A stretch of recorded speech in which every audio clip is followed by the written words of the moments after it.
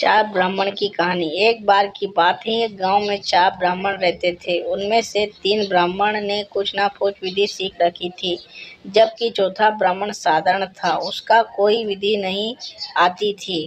एक दिन तीनों ब्राह्मण ने शहर जाकर अपनी विधि से कुछ धन कमाने का सोचा और वह शहर की ओर जाने लगे। उनको जाता देखकर चौथा ब्राह्मण भी बोला कि मुझे भी शहर जाकर धन कमाना है। इस पर तीनों ब्राह्मण बोले, तुमको तो कोई विधि नहीं आती, तुम शहर जाकर क्या करेंगे, तुम यही रहो। चौथा ब्राह्मण बोला कि मैं तुम्हारा काम कर दूंगा।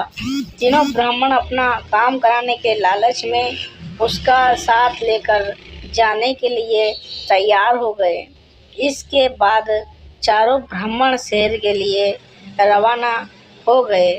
जब वह जाते हुए शहर से जंगल से गुजर रहे थे तो उनको एक हड्डियों का ढांचा नजर आया। चारों ब्राह्मण देखकर सोचने लगे, यह किसका ढांचा होगा।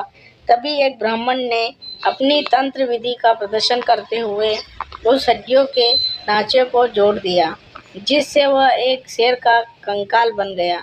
इसके बाद दूसरे ब्राह्मण भी अपनी तंत्र विधि को दिखाया और उस हड्डी के ढांचे में मांस को भर दिया, जिससे वह पूरी तरह से शेर दिख रहा था। बस उसमें केवल जान बाकी थी। तीसरा ब्राह्मण कहाँ कम था, वह भी अपनी विधि को सबके सामने दिखाना चाहता था। वह उस शेर में जान डालने के लिए मंत्र पढ़ने लगा। यह देखकर चौथा ब्राह्मण बोला, तुम यह क्या कर रहे हो, तुम क्यों इसमें जान डाल रहे हो।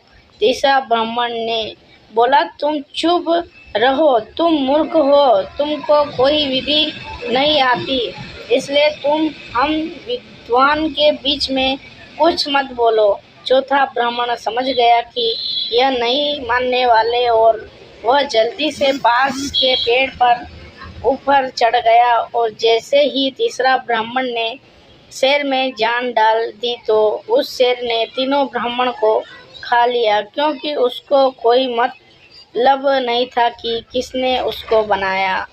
ये है, थोड़ी देर के बाद शेर वहाँ से चला गया और चौथा ब्राह्मण पेड़ से उतरकर गांव की ओर चला गया। वह यह जानते हुए सोच रहा था कि ऐसी विधि का क्या अर्थ है जो इंसान को सही गलत का फर्क ही ना समझा सके। दोस्तों, हमारी कहानी चार ब्राह्मण की कैसी लगी? आपको अगर अच्छी लगी तो लाइक करें, शेयर करें और हमारे चैनल को सब्सक्राइब करें और कमेंट के माध्यम से बताएं कि चार ब्राह्मण में से चौथा ब्राह्मण कैसा श्रेष्ठ था।